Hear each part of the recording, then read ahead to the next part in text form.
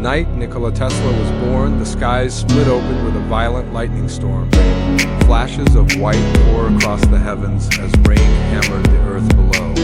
His birth was anything but ordinary. His midwife, shaken by the intensity of the storm, whispered nervously, "He'll be a child of darkness." But his mother, steady and certain, replied, "No, he will be a child of light." In that single moment, surrounded by the echoes of thunder, the world welcomed a boy who would later bend those very elements to his will. From his earliest years in the small village of Smiljan in the Austrian Empire, Tesla seemed like he was touched by something otherworldly.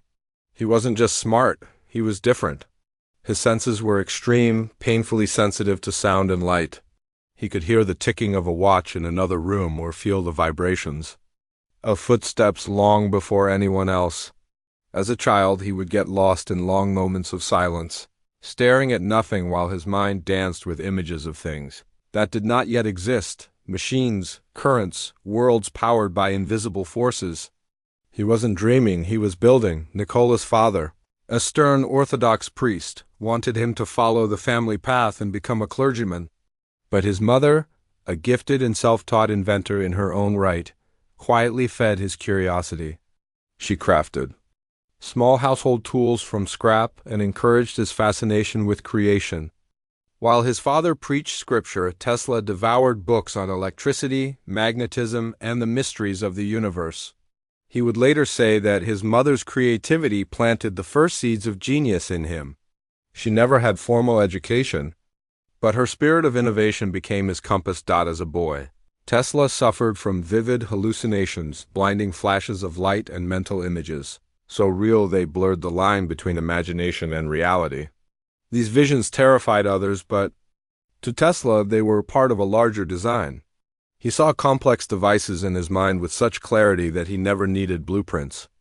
Everything he ever invented was first constructed, tested, and perfected in his mind before being touched by his hands. Tragedy struck early. When Tesla was just 7 years old, his older brother, Dane beloved by all and considered the true genius of the family, was killed in a horseback accident. The family was shattered. Tesla, unfairly blamed by some for the accident, withdrew into himself. The grief isolated him, but it also deepened his inner world. While other boys played and chased dreams of simple futures, Nikola roamed the forests and fields, alone with the wind and lightning, dreaming of harnessing the forces of nature themselves. He was a voracious reader and spoke multiple languages by the time he reached adolescence. At school, his brilliance both impressed and unsettled his teachers. Once, after solving an advanced calculus problem in seconds, a professor accused him of cheating. Tesla wasn't offended, he was used to being misunderstood. He read entire volumes in a single sitting and recalled them word for word. He didn't learn like others. He absorbed. During his teenage years, Tesla became fascinated by the idea of electricity flowing in waves, not straight lines. At the Polytechnic School in Graz, he encountered a device called the Graham dynamo, essentially a generator. While the class studied how it worked, Tesla sat quietly in the back and asked a question no one had dared. What if we removed the commutator? The room fell silent. The professor dismissed him. That's not how electricity works. But in Tesla's mind, it already did. That question was the seed of his most groundbreaking invention, the alternating current motor. But genius came at a price. Tesla suffered from physical breakdowns, often collapsing from exhaustion. His mind never rested. He experienced moments of extreme fatigue followed by intense mental clarity. At times, he would lie in bed for hours, motionless, while his brain traveled through mathematical dimensions. Despite his struggles, he persisted, driven not by money, not by fame, but by the raw need to understand the invisible world around him. After years of academic burnout and hardship, Tesla eventually found work in Paris with the Continental Edison Company. There, he repaired equipment and impressed his supervisors with his unmatched ability to diagnose and fix complex electrical systems. But Tesla wasn't there to tinker. He had a vision, a world where electricity wasn't just a flickering bulb in a lab, but a force that could light entire cities, travel through the air, and power machines across continents. Still, his dreams stretched farther than Europe could hold. America called to him not with its wealth, but with its possibility. He sold everything he had and boarded a ship for New York City, arriving with just 4 cents in his pocket, a few calculations in his mind, and a letter of introduction to Thomas Edison himself. Tesla's footsteps hit the streets of Manhattan like those of a ghost unknown, unnoticed, misunderstood. He was tall, gaunt, and spoke with a thick accent. But behind those tired eyes was a storm. He wasn't here to chase Edison's shadow, he was here to create something the world had never seen. The boy who once dreamed of lightning had now entered the realm of invention. But he was about to discover that in a world driven by power, money, and ego, genius was both a gift and a threat. The war for the future of electricity and Tesla's place in history was just beginning. New York City, 1884, a restless, chaotic place where dreams were built and broken by the hour. The skyline wasn't filled with towers, yet only ambition. And into this electric jungle walked a tall, thin immigrant with hollow cheeks and fire in his eyes. Nikola Tesla had arrived with little more than a suitcase, a letter of recommendation, and an idea burning so bright it could light the world. That letter was addressed to one of the most powerful inventors in America, Thomas Edison.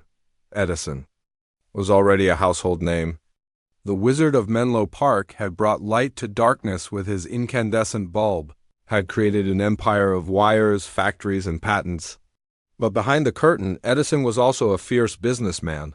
He didn't just want to invent the future, he wanted to own it. When Tesla stepped into his company, Edison saw a strange, quiet man with a foreign accent. But within days, he recognized the spark in Tesla's mind, the kind that couldn't be faked, the kind that couldn't be taught. Tesla was hired immediately.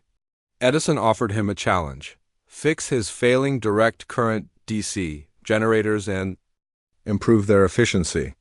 Tesla worked relentlessly day and night without rest. In just a short time, he solved problems that had stumped Edison's entire team. According to Tesla, Edison had promised him a $50,000 reward if he succeeded. But when he did, Edison laughed it off. "You don't understand our American humor," he reportedly said. Tesla didn't laugh.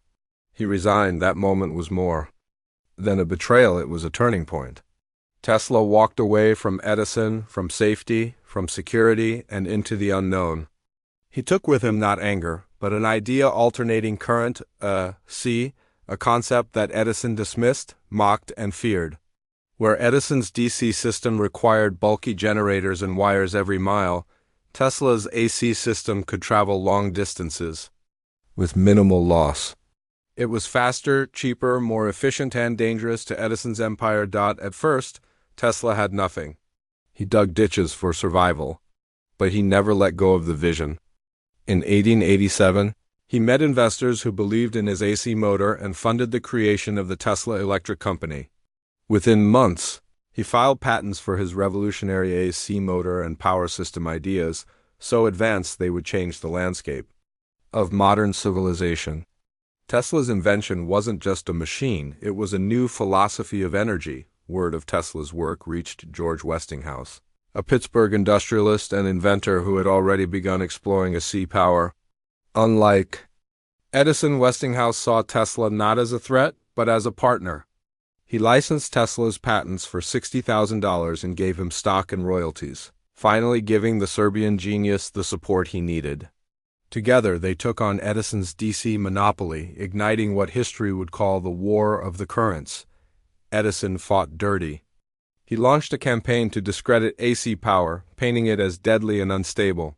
He funded public demonstrations where animals were electrocuted with AC current to frighten the public. He even helped promote the invention of the electric chair, using AC to associate it with death. All of it, a desperate bid to protect his legacy.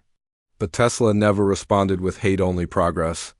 He continued developing his technology, refining every detail until the science itself spoke louder than propaganda. The tide turned at the 1893 World's Columbian Exposition in Chicago, one of the grandest events in history.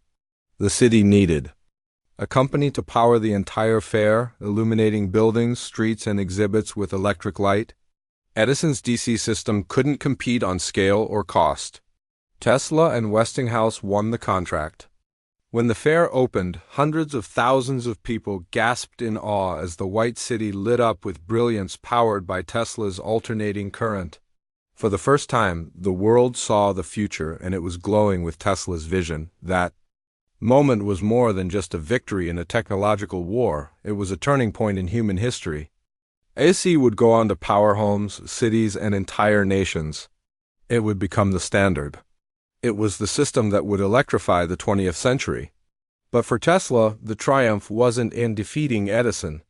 It was in realizing a dream born in the mind of a young boy who once watched lightning storms from his window in Smiljan. Yet, behind the glory, new battles were brewing. Tesla was a visionary, but not a businessman. He cared little for contracts or profit margins. His mind was already moving forward to wireless energy, to global communication, to ideas that sounded like magic. Meanwhile, corporate America was sharpening its claws. Men like J.P. Morgan were watching, calculating, planning. They didn't fear Tesla's brilliance, they feared what it meant for control, and so, while Edison faded from the electric throne and Tesla rose into the light, the next phase of his journey would prove even more perilous, not because of competition, but because of the very system he threatened to free people from. Tesla had won the war of the currents, but the cost of dreaming bigger was yet to be paid. After the roaring triumph of the 1893 Chicago World's Fair, Nikola Tesla had become a household name.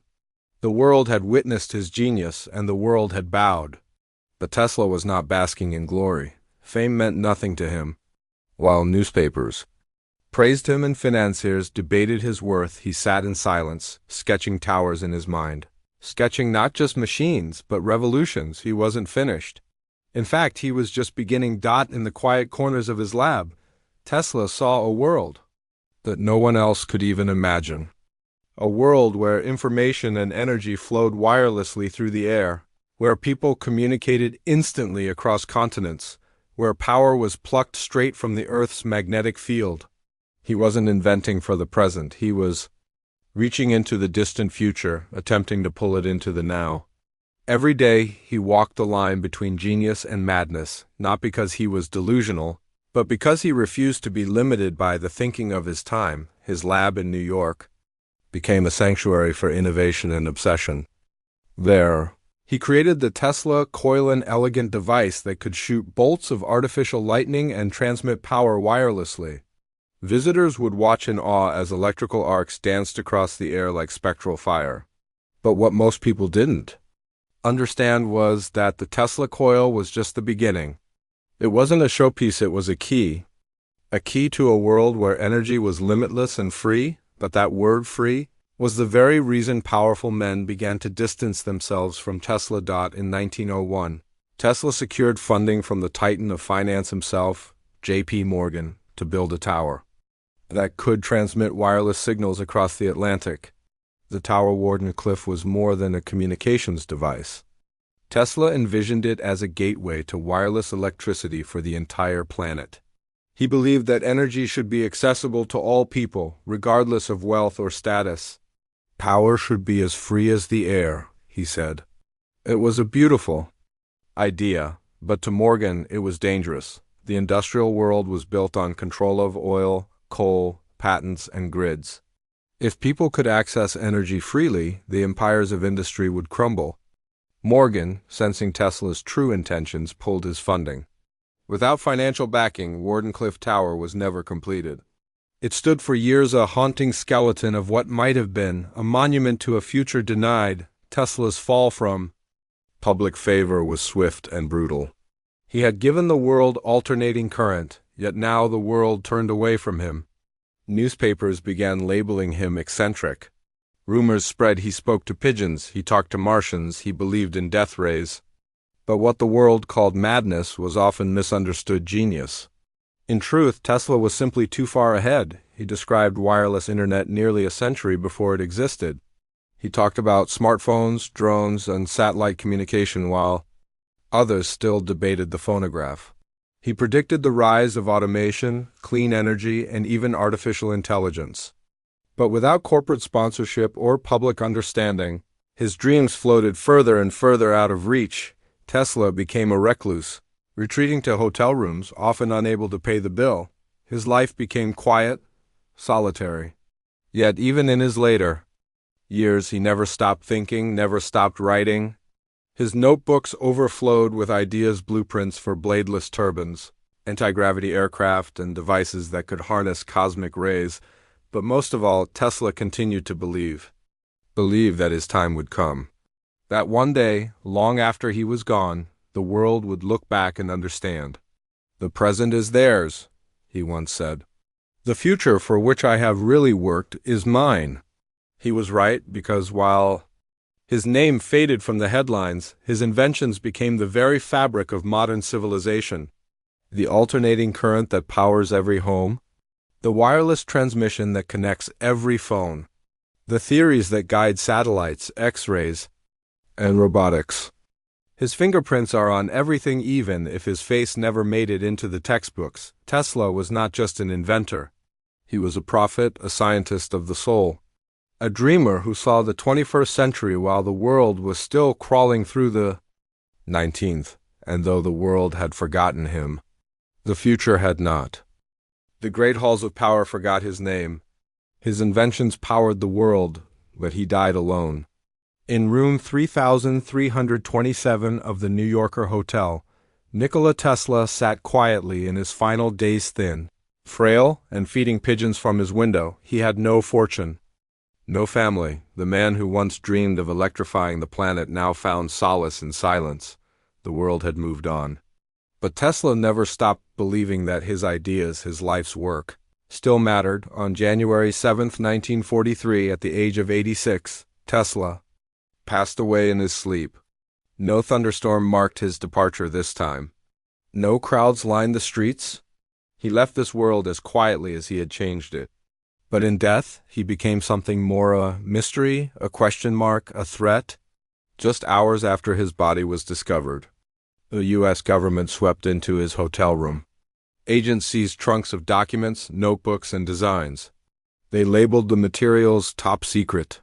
Tesla's dream of free energy, wireless power, and global transmission suddenly became classified. Intelligence? What did he build that the world wasn't ready to see? The truth is, they didn't just bury Tesla, the man. They tried to bury Tesla, the idea. For decades, his name was scrubbed from the spotlight. School books praised Edison. Corporate history credited Westinghouse. Tesla was reduced to footnotes, his contributions downplayed, distorted, or erased. His wireless energy experiments were deemed impractical. His name became a whisper in the shadows of science, but ideas like his, pure, defiant, visionary, do not die easily. In time, the world began to rediscover Nikola Tesla. Young scientists uncovered his patents. Engineers re-examined his theories. Inventors found inspiration in his imagination. Tesla's coil, once dismissed as spectacle, became the basis for wireless charging. His alternating current, now the global standard. His dream of worldwide communication, realized through smartphones and satellites. And his name, once silenced, became a rallying cry for dreamers, rebels, and creators everywhere. Today, we name electric cars after him. We study his blueprints like scripture. His quotes circle social media like gospel. Not because he sought attention, but because he deserved remembrance. He gave the world his genius and asked for nothing in return. And in the end, perhaps that was his greatest power, not his mind, but his heart, because Nikola Tesla never stopped believing in humanity, even when the world mocked him, even when financiers betrayed him, even when he was left with nothing but visions and pigeons. He believed that knowledge should be shared, that power should be free, and that science should serve the soul, not the stock market. So today, we remember him not just as an inventor, but as a man who walked into storms with lightning in his eyes, a man who saw the future even as the present tried to crush him, a man who was never afraid to dream bigger than the world allowed. That they tried to bury his name, they tried to own his work, they tried to silence his vision, but legends don't vanish, they rise. And Nikola Tesla, forgotten in life, has become immortal in legacy.